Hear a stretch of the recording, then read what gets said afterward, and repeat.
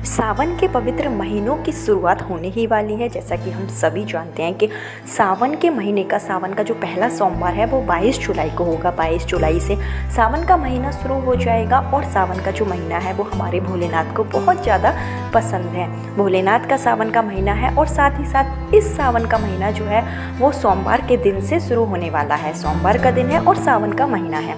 ऐसे में यह जो दिन होते हैं वो बहुत ही शुभ फलदायी माने जाते हैं। सभी भक्तगण अपनी अपनी मनोकामना पूर्ति के लिए हमारे भोलेनाथ को प्रसन्न करने के लिए अनेकों उपाय करते हैं। सावन के सोमवार के दिन जो महिलाएं होती हैं वो व्रत रखती हैं अखंड सौभाग्यवती रहने के लिए। माँ पार्वती को भी सभी चीज़ें अर्पित करती हैं। श्रृंगार की जो चीज़ें हैं वो चढ़ाई जाती हैं जिससे कि माँ पार्वती का आशीर्वाद भी उनको प्राप्त हो सके।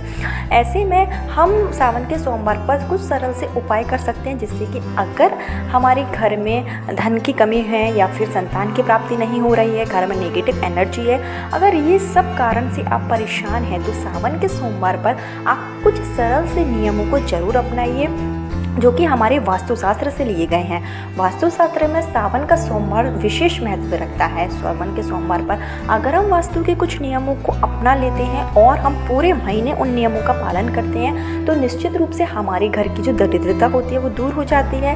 अगर हमारे घर में वंश की वृद्धि नहीं हो रही होती है तो वो भी हो जाती है, या फिर घर में किसी भी तरीके की परेशानी होती है, नकारात्मक ऊर्जा होती है तो जल्दी से जल्दी दूर हो जाती है, क्योंकि सावन का महीना होता ही ऐसा है। सावन का जो महीना होता है उसमें भोलेनाथ सभी भक्तों पर अपनी कृपा बनाए रखते हैं। तो हमें कौन कौन से नियमों का पालन करना है, छोटे छोटे से उपाय हैं, संपूर्ण जानकारी आपको इस वीडियो में दी जाएगी। लेकिन आगे वीडियो शुरू करने से पहले हमेशा की तरह आपसे मेरा निवेदन है कि अगर अभी तक आपने मेरा चैनल महादेव के उपाय को सब्सक्राइब नहीं किया है तो चैनल को सब्सक्राइब जरूर कर लीजिए। वीडियो पसंद आए तो लाइक कीजिए और कमेंट बॉक्स में हर हर महादेव या श्री शिवाय नमस्तुभ्यम जरूर लिखिए, जिससे कि भोलेनाथ की कृपा सावन के महीने में आप पर बरस सके। आपको क्या करना है कि सबसे पहला नियम आपको बताती हूँ। अगर आपके घर में आप शिवलिंग स्थापित है, शिवलिंग की आप पूजा करते हैं, आपने अपने पूजा स्थल में शिवलिंग को विराजमान कर रखा है तो आप शिवलिंग की जो दिशा है उसको जरूर ध्यान रखिए। अगर आपने किसी भी दिशा में शिवलिंग को रखा हो तो आपको सावन के महीने में जो शिवलिंग की दिशा है वो आपको उत्तर पूर्व दिशा में रख कर देना चाहिए। यानी कि आपका पूजा स्थल चाहे कहीं पर भी हो, लेकिन आप जो शिवलिंग रखेंगे वो आपको ऐसी डायरेक्शन में रखना है कि वो उत्तर पूर्व दिशा में ही हो। इस तरीके से कि आप शिवलिंग रखें। जैसे कि जो शिवलिंग होती है उसमें शिवलिंग की पिंडी होती है और जो जलधारी होती है, तो आपको इस साइड में रखना है कि जो जलधारी की दिशा है वो हमेशा उत्तर पूर्व की साइड में होना चाहिए। घर में अगर हम शिवलिंग रखते हैं तो वो अंगूठे के बराबर होना चाहिए, अंगूठे से बड़ा नहीं होना चाहिए। इस बात का आप जरूर ध्यान रखें। तो जो भी आप शिवलिंग रखें वो छोटा शिवलिंग रखें और साथ ही साथ आपको उसकी जो दिशा है वो उत्तर पूर्व दिशा में इसको रखना है। अगर आप सही दिशा में शिवलिंग को स्थापित कर शिवलिंग की पूजा करते हैं, नियमित रूप से आप जल चढ़ाते हैं और एक फूल जो कि आप गुलाब का भी चढ़ा सकते हैं, कनेर का भी चढ़ा सकते हैं, जो भी फूल आपके पास हो वो आप ज़रूर चढ़ाइए। आप देखेंगे कि सावन के महीने के पहले ही सोमवार के बाद से आपके घर की जो स्थिति है, जो भी आर्थिक स्थिति है या किसी भी तरीके की परेशानी है उसमें सुधार होना शुरू हो जाएगा। दूसरा उपाय आपको यह करना है कि सावन के सोमवार के दिन आपको अपने घर में तुलसी का एक पौधा जरूर लगाना है और इस पौधे को आप रखेंगे अपने घर के पूर्व दिशा में।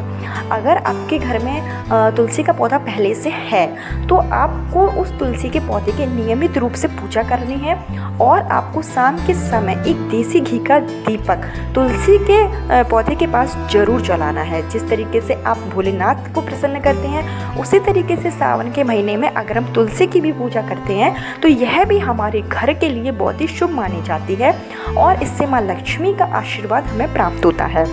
साथ ही साथ आप अगर पुत्र प्राप्ति की कामना करते हैं, आपके घर में संतान नहीं है, आप चाहते हैं कि आपके घर में संतान की प्राप्ति हो जाए, तो उसके लिए आपको अपने घर में बेल पत्र का जो छोटा सा पौधा है एक वो आप लगा लीजिए और बेल पत्र के पौधे की भी आपको सुबह शाम आप उसकी पूजा कीजिए, आप दीपक जलाइए क्योंकि जो बेलपत्र का पौधा होता है उसमें साक्षात शिव जी का वास होता है। तो अगर हम घर में ही बेलपत्र लगा लेते हैं और नियमित रूप से पूजा करते हैं, दीपक जलाते हैं और उनके सामने अगर हम पुत्र प्राप्ति की कामना करते हैं, संतान प्राप्ति की कामना करते हैं या जो भी हमारी मनोकामना है वो हम बोलते हैं, तो निश्चित रूप से भोलेनाथ हमारी मनोकामना जल्दी से जल्दी पूरी कर देते हैं। यह जो पौधे होते हैं वो घर के लिए बहुत ही शुभ माने जाते हैं। आपको तीसरा कार्य यह करना है, अगर आपके घर में बहुत ज़्यादा नकारात्मक ऊर्जा है, आपके घर में आए दिन लड़ाई झगड़ा रहता है, पति पत्नी में आपस में नहीं बनती है, या घर में तरक्की ये सोचिए बिल्कुल रुक गई है, आप कोई भी बिजनेस आप शुरू करते हैं, आप कोई भी काम धंधा करते हैं वो बैठ जाता है, नहीं चल पा रहा है, तो उसके लिए आपको एक छोटा सा उपाय करना है जो आपको सावन के महीने के पूरे दिनों में करना है। आपको क्या करना है कि 1 लोटा आपको जल लेना है और उस जल में आपको तुलसी के 5 से 6 पत्ते डाल देना है और इस लोटे को आपको रात भर अपने घर के जो भी आप जहाँ आप रखना चाहें, जहाँ आपको सेफ लगे वहाँ पर आप इस लोटे को रख दीजिए।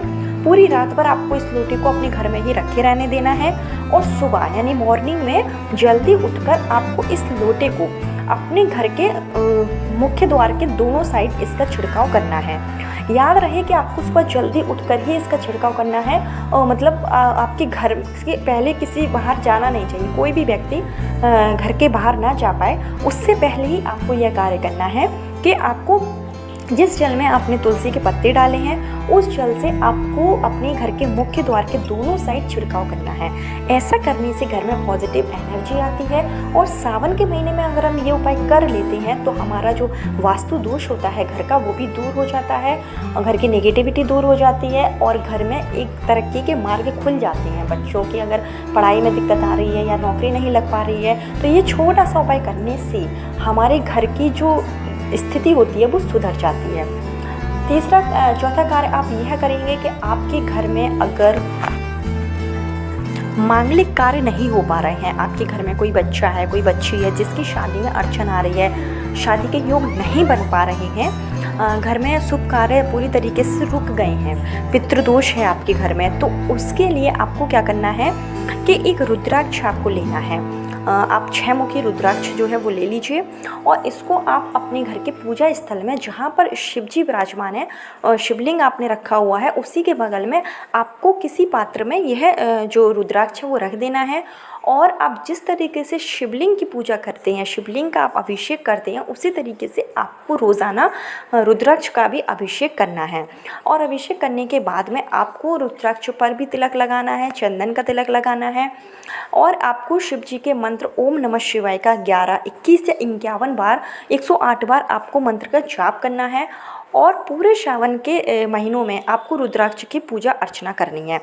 और जब सावन का महीना ख़त्म हो जाए तो उसके बाद में आपको यह रुद्राक्ष उठाकर जिस भी बच्चे की शादी में अड़चन आ रही है उस बच्चे को आपको यह धारण करवा देना है, उसको पहना देना है।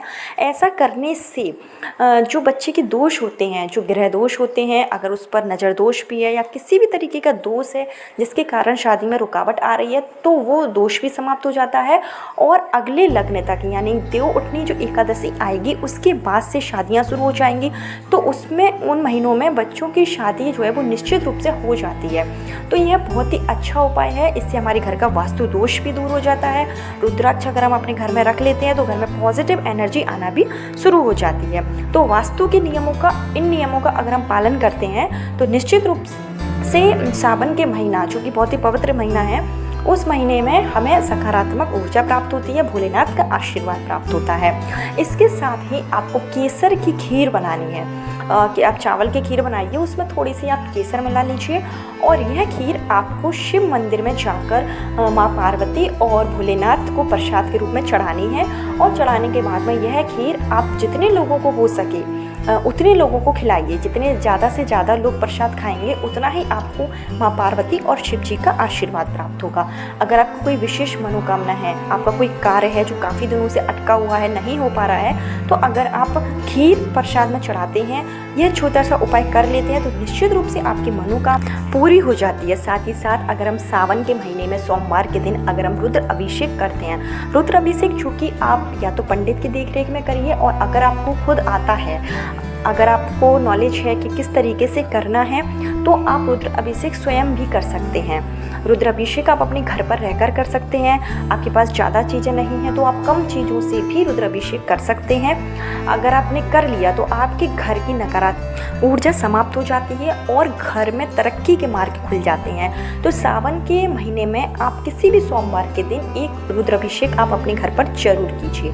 तो ये छोटे छोटे से उपाय थे जिनको अगर हम अपना लेते हैं तो हमारे घर का वास्तु दोष दूर हो जाता है, पितृदोष भी दूर हो जाता है। अगर किसी ने घर पर कुछ किया कराया होता है वो भी दूर हो जाता है। तो इन नियमों को सावन के महीने में ज़रूर अपनाएं। भोलेनाथ आपकी प्रार्थना जल्दी से ज़रूर सुनेंगे। और अगर आपको मेरा वीडियो थोड़ा सा भी पसंद आया है, आप मेरे चैनल पर पहली बार आए हैं तो वीडियो को लाइक ज़रूर कर दीजिए, चैनल को सब्सक्राइब जरूर कीजिए। आपको इस तरीके की वीडियो मेरे चैनल पर और भी मिलेंगे। कल फिर मिलती हूँ नए वीडियो नए उपाय के साथ। जब तक के लिए हर हर महादेव, श्री शिवाय, नमस्तुभ्यम।